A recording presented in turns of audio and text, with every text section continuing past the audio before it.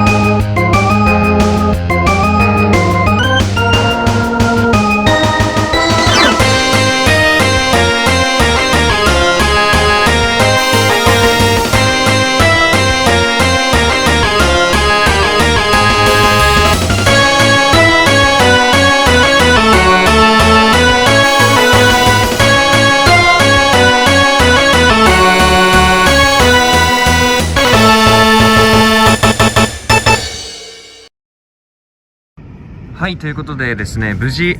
航空券ですね、こちら、はい、発見することができました。この右上の SM って書いてるのがスカイメイトの略になります。日本航空2748便、シートは11の A、窓側取れましたね。ということで、岡田の行き。向こうに、今、お客様が降りてきていらっしゃるのが、私の乗る飛行機の、折り返し便になりますが、北海道エアシステムのATR42 の600の2号機になります。なんでね、まだ就航して1ヶ月ぐらいしか経ってないので、おそらくすごいいい匂いがするんじゃないかなというふうに思っております。こちらには東京から来たボーイング737も今駐機したということでございます。僕が乗る飛行機はあれじゃないんですけどね、単純に737を見たかったっていうだけです。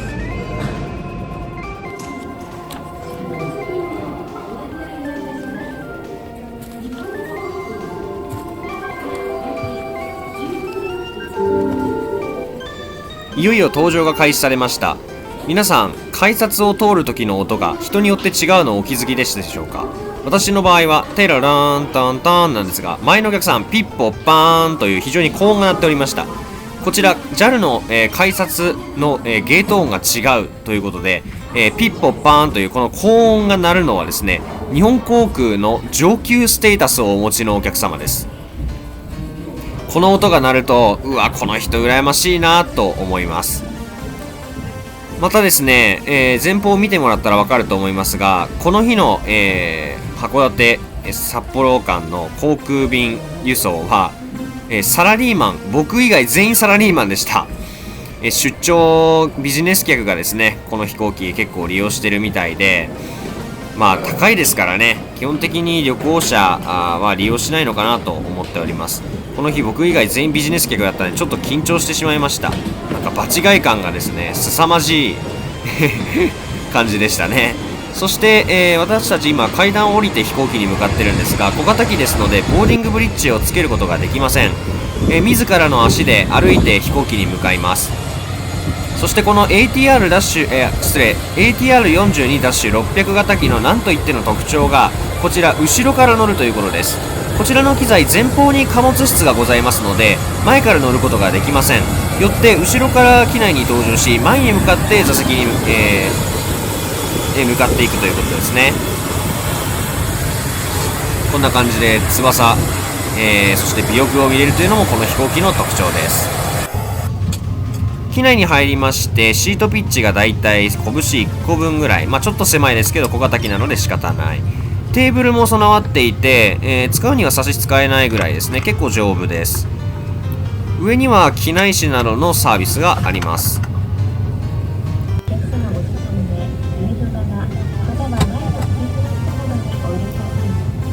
後翼機といってですね、この機体の上に翼がついてますので、下界がしっかり見えるというのがこの飛行機の特徴です。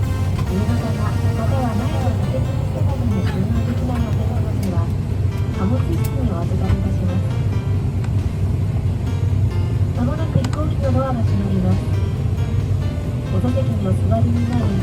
シートベルトを締めて。そしてタキシング開始。タキシングというのは滑走路までですね、飛行機が自走することをタキシングと言います。地上のグランドハンドリングスタッフの方が手を振って見送ってくれるのは小型機でも大型機でも変わりません。そしてこちら小型機なので、このタキシングのスピードがすごい速いように思われますが、大型機と大して変わりません。非常に速いように感じます。はい、ということでですね、滑走路まで向かっていきます。この日はですね、天気が良く、また風もですね少なかったので、非常にスムーズな離陸となりました。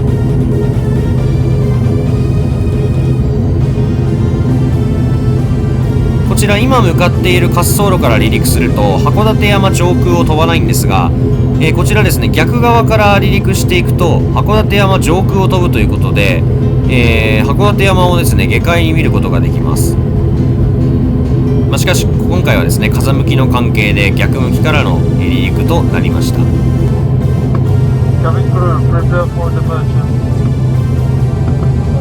まもなく離陸いたします。シートベルトをもう一度お確かめください。キャビンクルー、Prepare for Departure。機長のかっこいい声とともに離陸を告げる合図です。そして滑走路に進入。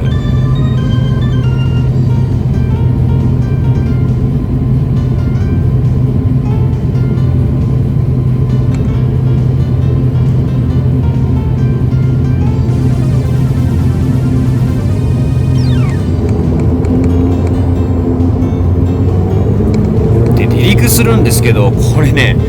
動画では伝わらないと思うんですが、この小型機の離陸がもうすごい怖かったです。一気に力が入って、このなんていうの、左右に揺られてる感、この小さいがゆえにですね、いろんなところからの力がこう揺れにつながるんですね。なのですごい離陸するとき怖かったんですが、ちゃんとスムーズに離陸して、それ当たり前なんですけれども、ちゃんと離陸してくれました。こんな感じで函館空港をですね見ることができて、どんどん上昇していきます。で離陸した途端にですね、こうやって旋回するんですよ。でいろんなこの札幌までのルートって、この空路っていうのが実はあって、航空路っていうのがあるんですね。皆さん道路とかってですねあると、鉄道とかだと線路があるように、飛行機にもですね実は飛ぶためのルートというのが定められています。これを航空路といって、空にもですね実は道があるんですよ。その道に沿って飛行機というのは飛んでいます。だから空の上で飛行機同士がぶつからないんですね。これ自由に飛んでしまうとぶつかる原因になりますので、ちゃんと航空路というのが定められています。その航路上を航空管制官の指示に従って飛んでいます。はい、こちら旋回を終えまして、こんな感じで函館の景色をですね一望することができています。今見えているのが函館山、その右下の方が函館市の地形になります。函館山というのは実はもともと島でございまして、この函館市、こちらですねちょっとヒュッてつながっているのが、これ陸系砂州と言います。函館山がですねもともと島で、この大陸側に近づいてくることによって溜まった土砂でできたのが函館市です。なので陸系島というのが函館山、そして函館市は陸系砂州といい、非常に地盤が弱い地形になっています。で函館山からの景色をですね道南地域全体と見る方がいらっしゃいますが、そんなのは甘いです。北海道っていうのはそんなに狭くありません。函館市、そして左下に見えているのがこちら五稜郭ですね。しばらく飛んでいくと高度がどんどん上がり、雲の上を過ぎるようになりました。僕ね空の旅で一番好きなのは、やっぱりですね快晴の時のフライトなんですが、快晴の時のフライトといってもちょっと雲があって、この雲の上を飛んでるとなんかね幻想的な雰囲気というか、こういうのを感じれていいんですよね。でいつも雲って下からしか見ないのに、雲を上から見るとこんな感じになってるんです。シートベルト着用のサインが消えましたが、突然揺れることもございます。皆様の安全のため、座席では常にシートベルトをお締めください。離陸後10分ほどしますとシートベルトの着用サインが消えました。ここから機内サービスの開始です。航行の 4600m、最速度時速 410km で飛行いたします。こんな小型機でも時速410キロも出るんですね。ただいまのところ、定刻の3時30分を予定しております。しかし離陸後40分で着くっていうのはすごいですよ。で、この短いフライトなんですが、機内サービスもしっかりしてまして、こんな感じでですね、塩黒糖と蜂蜜レモンの飴をもらいました。で、こんな感じで C さんからのコメントもあってよかったです。それではここでスカイメイトについて詳しくご紹介いたします。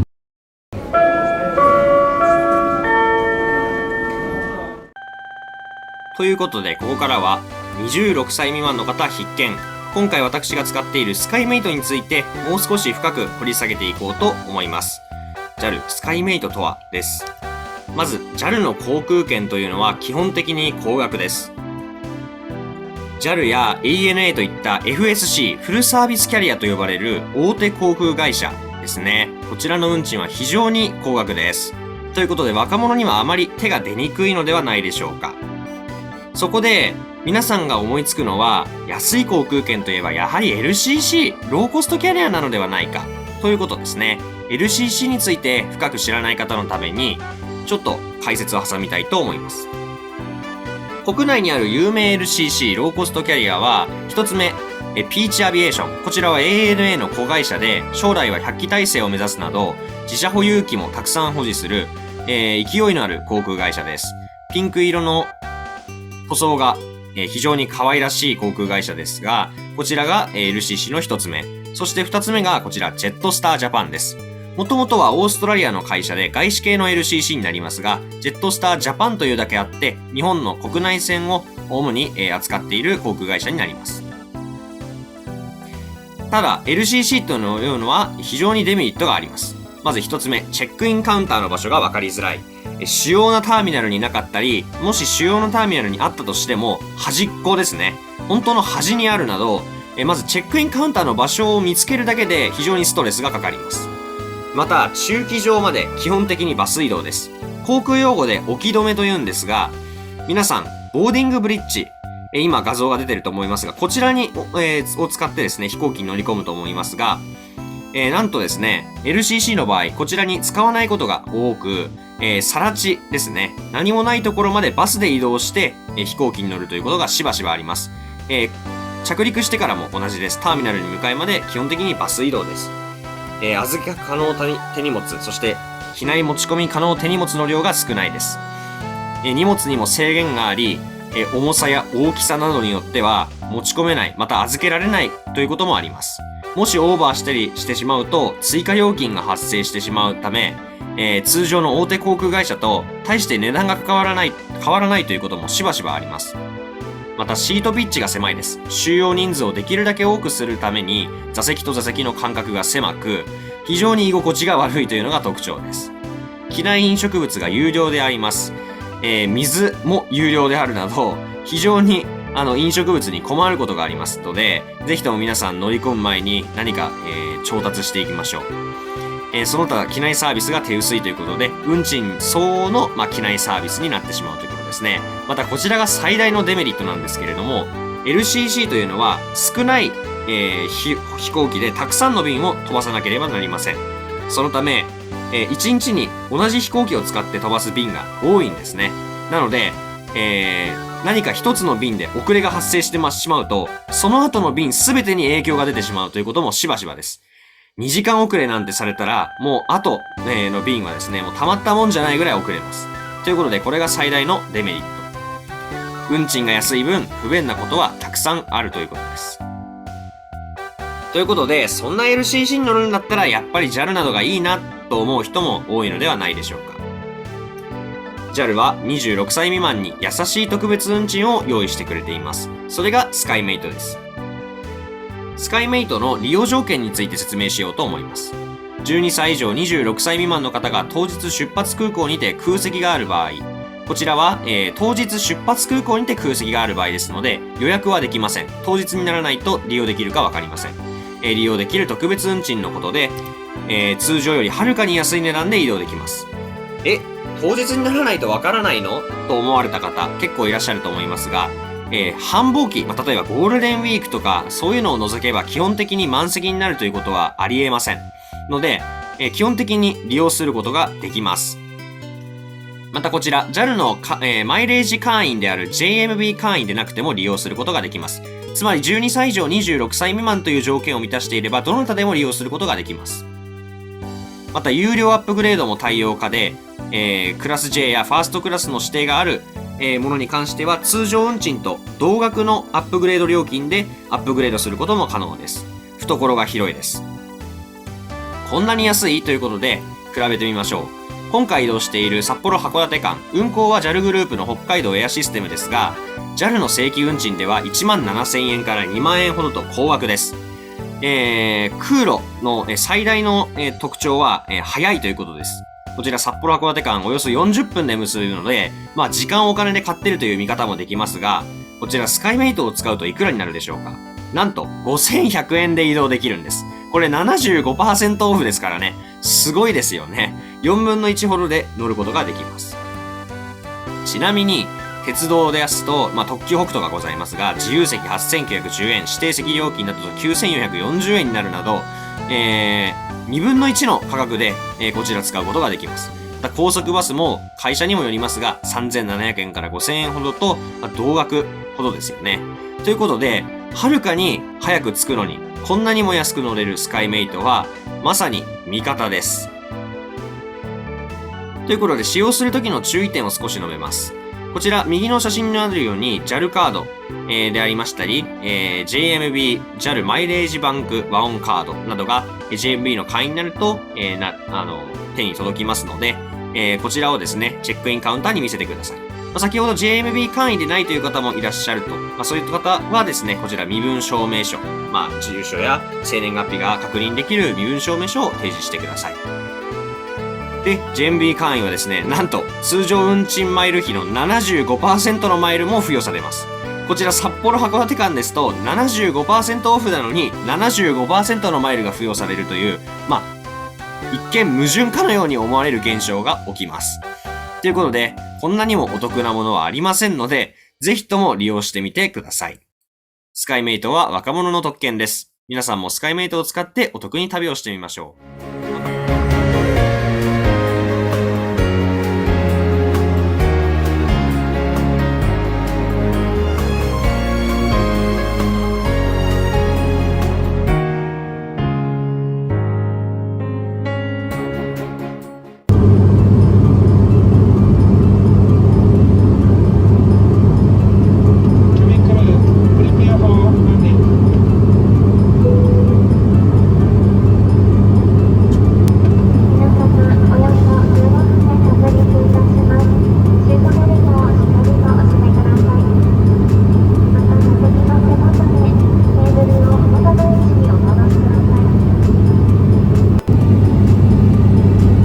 シートベルト着用サインが消灯してから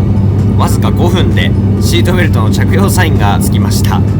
びっくりしましたよ僕。わずか5分しかなかったんですけども、先ほども見せました飴とかをねいただいて、でもねこの5分しかない中でもCA さんは慌てることなく、皆さんに接客をされていてですね、やっぱり CA さんっていうのはプロだなと思いました。こちら徐々に高度を下げているんですが、右手にもう少しちょっと出てるのがですね、こちら羊蹄山、蝦夷富士なんて言われますけれども、上に雪が溜まって、富士山に見えることから蝦夷富士と名付けられました。こちら羊蹄山です。綺麗ですよね。この日は晴れていてよく山頂まで見ることができました。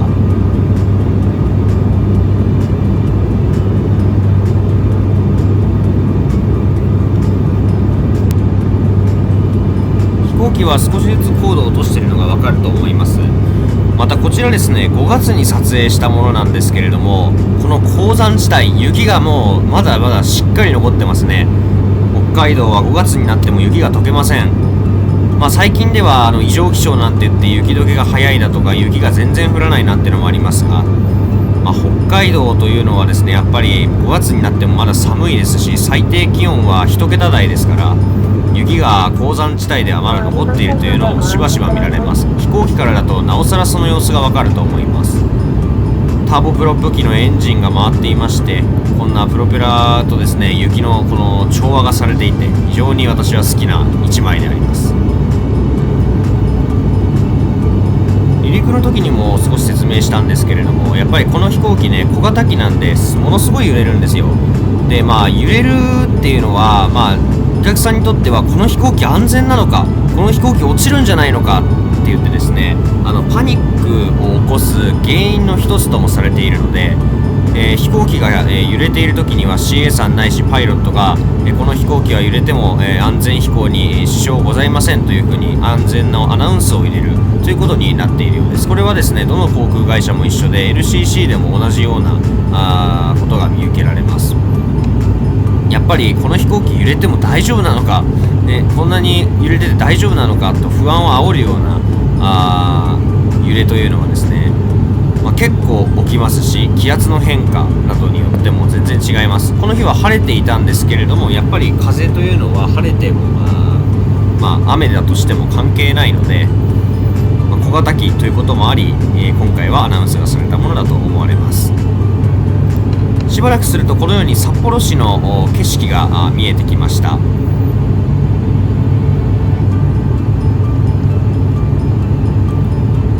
札幌市は5番の目のようなですね、街の作りをしているということで有名で、京都なんかもね同じようなものが見られますが、こんな感じで、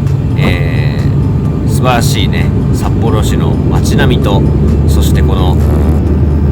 ターボプロップエンジンの真後ろにいるこの私と、一体何を言いたいのかよく分かりませんが、札幌市の街並みを上から見れるのはこの北海道エアシステムならではの魅力なのかもしれません。さて、もう地もですね近づいてきて、間もなく丘珠空港に着陸するんですが、丘珠空港について少し解説しようと思います。丘珠空港は滑走路 1500m しかなくてですね、小型機しか着陸することができないため、延伸計画というのが今されていてですね、延伸計画が実際決まったようです。そしてこちら札幌市の東区にあり、札幌市中心部から地下鉄でおよそ15分程度の距離にあることから、非常にアクセスがいい空港としても知られています。しかしながら先ほども、申し上げました通り、小型機しか飛べないということもあって、道内の移動、また本州に関しても富士ドリームエアラインズという航空会社が夏季限定で静岡、などに飛んでいるぐらいでですね、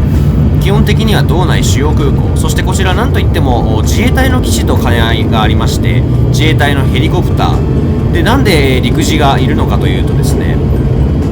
この丘珠空港実はですね、もともと陸軍の旧帝国陸軍の基地だったんですね。その名残として今でも自衛隊が駐在している。そして、アクセスに優れたこの空港ゆえ、こちら民間の航空会社も一緒に利用している、つまり半官半民の空港であるということです。陸上自衛隊が、基本的には管理運営をしているため、北海道エアシステムもですね、この空港の航空管制官は自衛官が行っています。自衛官の指示に従って今も着陸しました。着陸の時はそんなに揺れなくて、本当に上手なパイロットでしたね。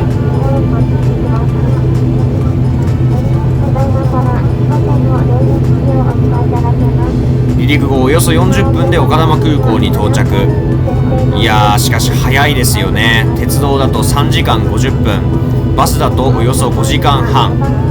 飛行機は40分。比べ物にならないぐらい早いし、先ほどご説明させていただきました通り、スカイメイトを用いれば5100円で帰れる。鉄道よりも安く、バスともほぼ同じ。それだったらこの飛行機使った方がいいですよね。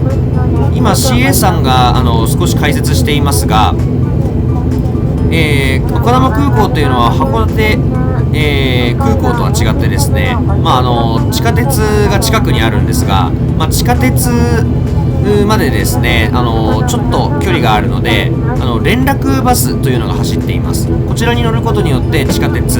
の駅までですね、スムーズに行くことができます。ぜひ丘珠空港を利用される際は利用してみてはいかがでしょうか。しかしながら私はですね、その距離でも全然歩けるので、いつもそのバスに乗らないっていうのが現状です。